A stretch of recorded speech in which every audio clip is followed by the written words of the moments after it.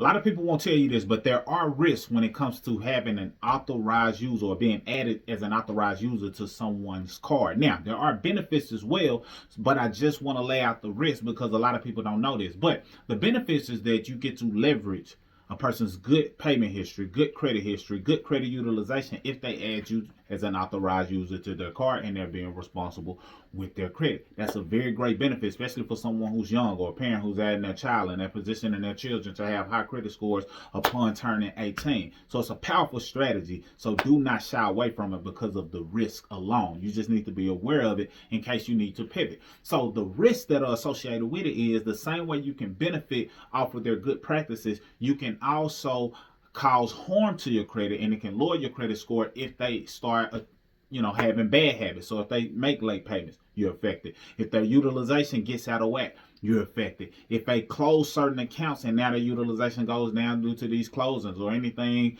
that changes negatively about their profile in association with the card that you're attached to, you're affected. So it's important for you to be building solid credit for yourself, so that way that you're able to have a more of a higher impact on your own score versus solely depending on their good or bad behavior. So consider those things. And if you want to have a full, guide or a system that can help you better your credit, click the link below.